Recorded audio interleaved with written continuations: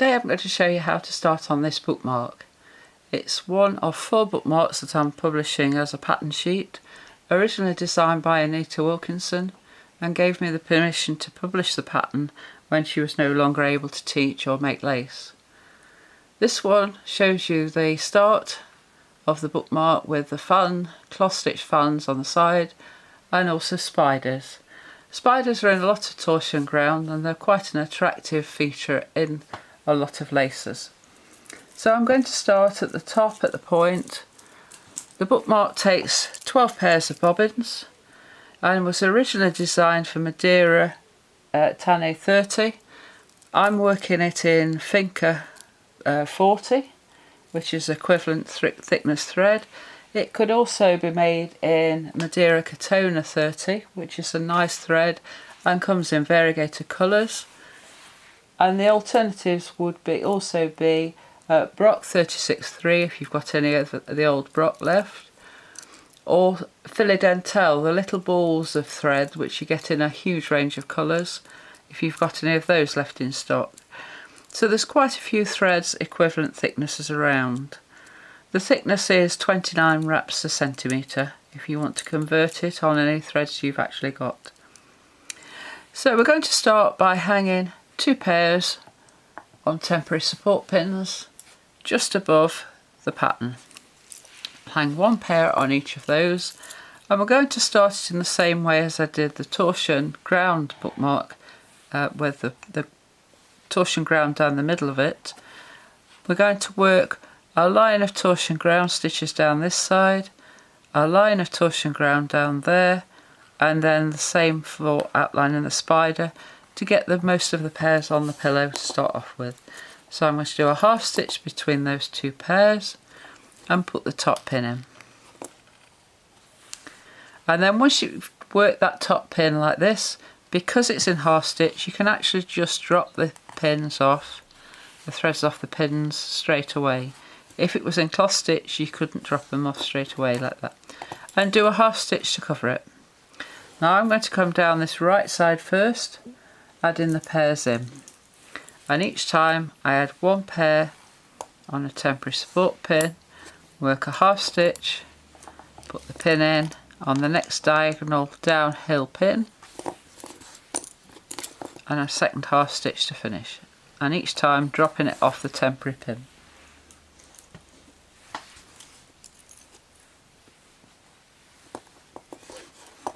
Half stitch, pin, half stitch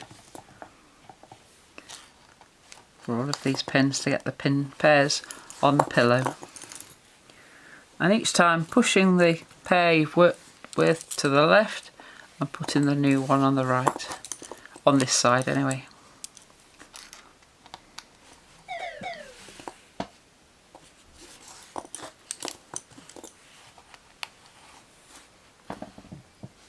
And then the last one on this side, will the spider start.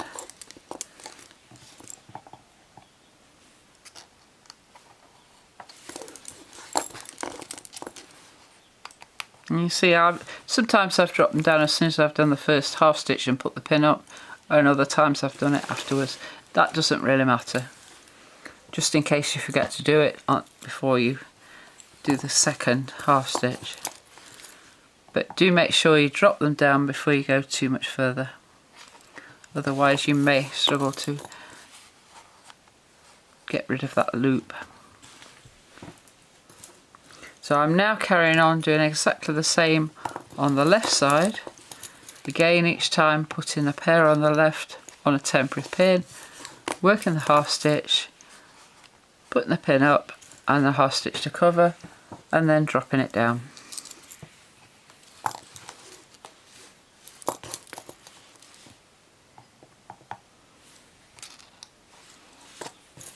Now I'm not going beyond spider, just got 1 more to put in here.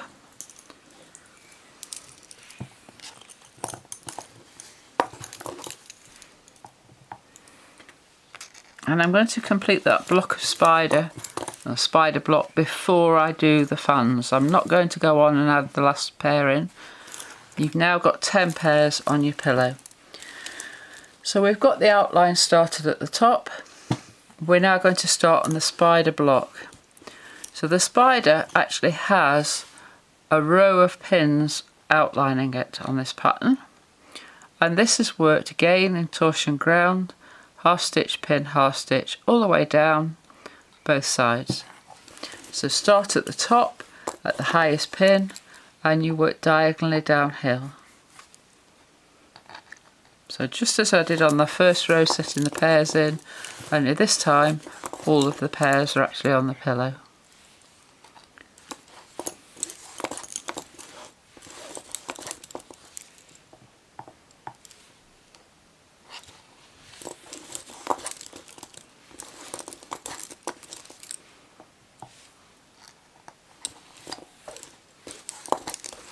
So I've done the line to the right. Now I'm going to do the one on the left.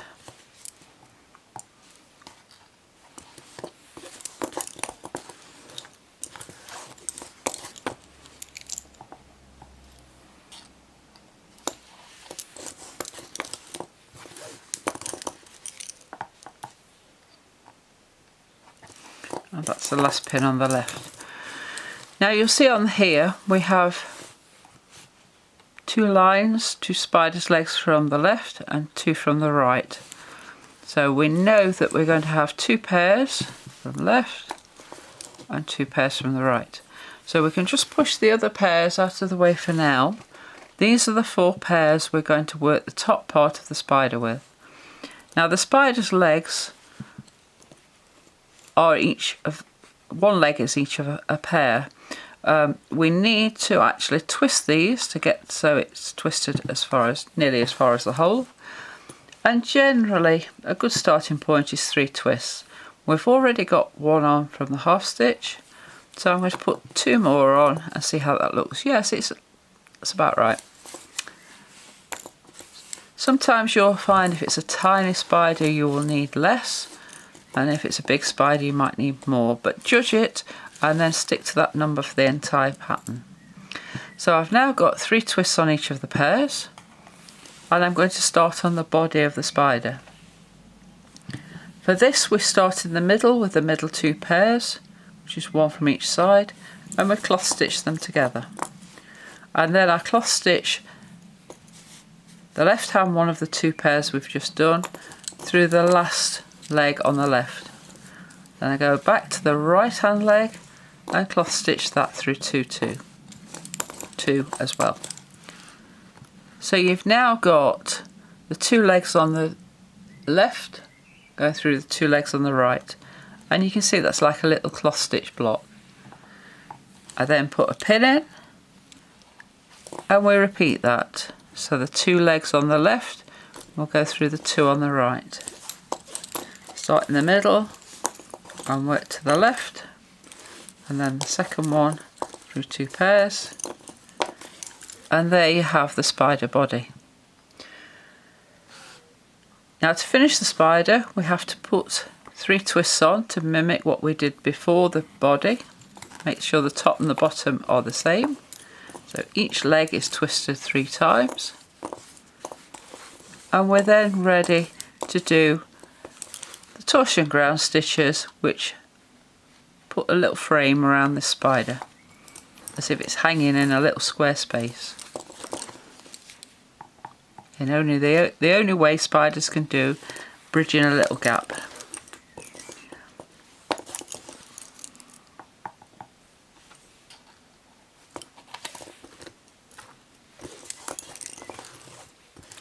And then the last one is at the bottom of this row as well.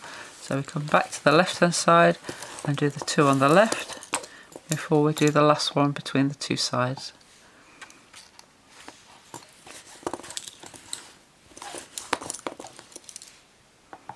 And these are all half stitch, pin, half stitch. And then we do the 1 from each side to finish it off. And there you have a little spider.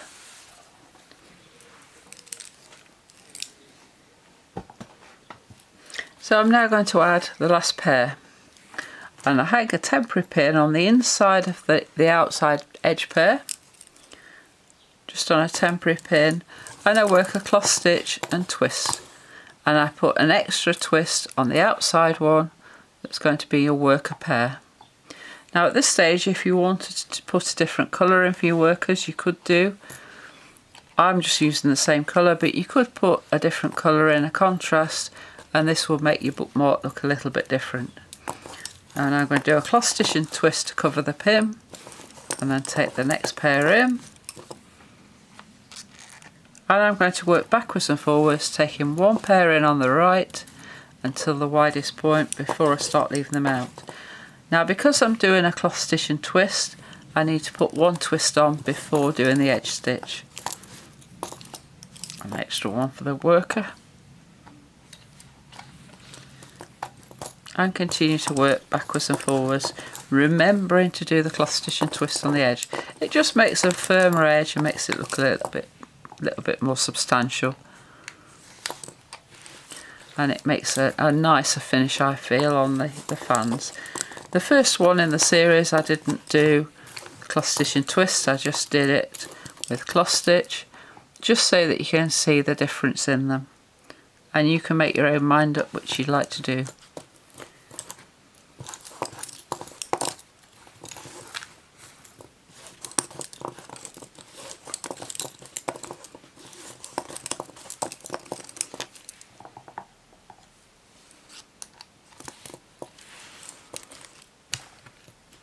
And you can see that twist actually gives you a row of pinholes on the outside edge.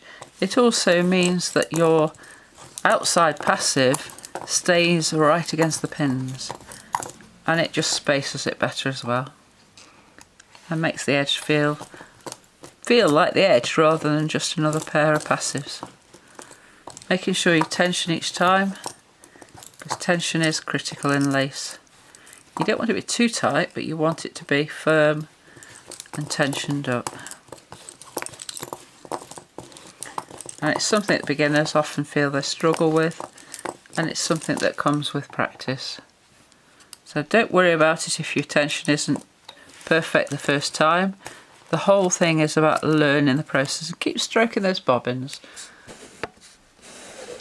So when I've done a stitch, so I move my pin cushion out the way and I can show you what I mean by stroking the bobbins, just in case you haven't got a teacher. So I'll hold the worker pair and I literally will stroke the bobbins, and this just tensions them enough for each of the stitches. So I'm now at the widest point on this fan. Let me zoom back in, and you can see that is the widest point there. So now when I've covered the pin, this pair will be left out. So I know it's going to be left out, and I put the twist on ready. Then if I come back to it and think, is that in or out? Because it's twisted, I know it's left out. Just a little thing that I've always done, and I find when you get onto more complicated pieces, it just helps to mark the pair that you know what they're going to do next.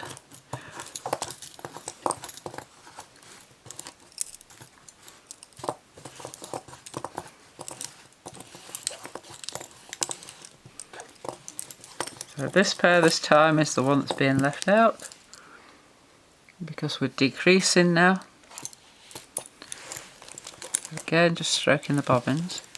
This one's being left out, so again, straight away I will twist it, and it's sat at one side, ready for the next spider.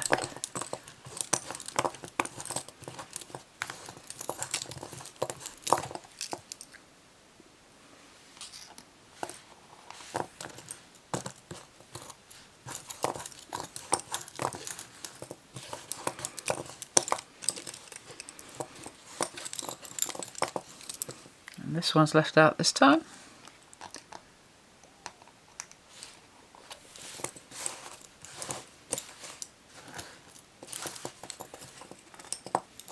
Try and keep your bobbins at the same length as well. Again, if you're a beginner, it might be something you haven't realised, but if they're all the same length, it makes it much easier to work with.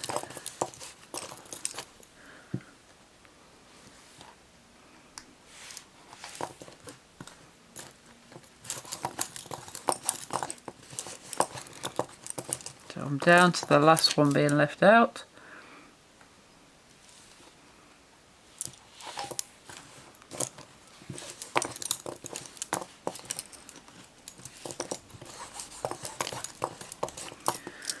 And what I tend to also tell beginners when they're doing these bookmarks, quite often you would go to cover the pin, but you know that you can't do this next pin here because these are going to feed into it.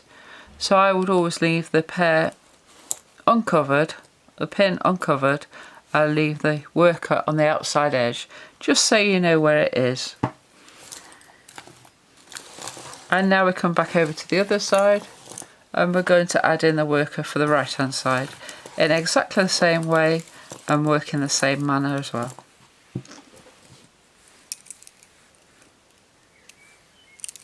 So again, this time it's on the inside of the right hand one on a temporary pin.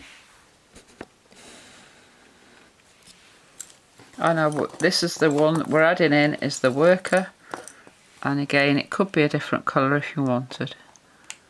This does give a nice effect if you actually do this.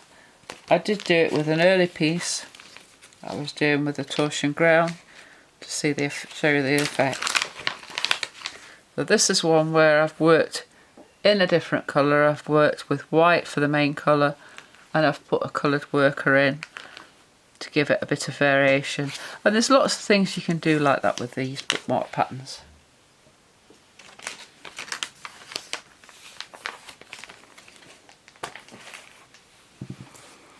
So now I've got this in place, it's cloth stitch and twist on the edge again, and backwards and forwards following the zigzag line.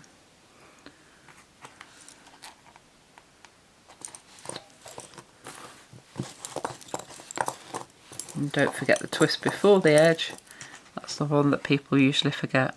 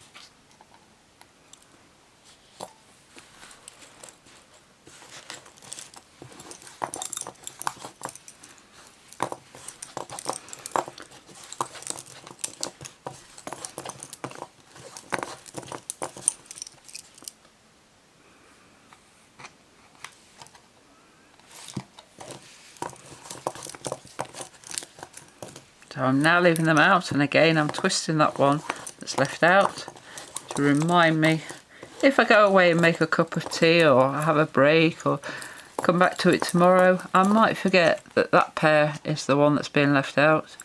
And twisting just helps me. Looking at the threads, I can see it's twisted, and so I know something else is happening to it other than being a passive in this piece of this fan, cloth stitch fan. Anything to make your life easier and help your brain recognise what's happening with pairs. Anything like that is beneficial.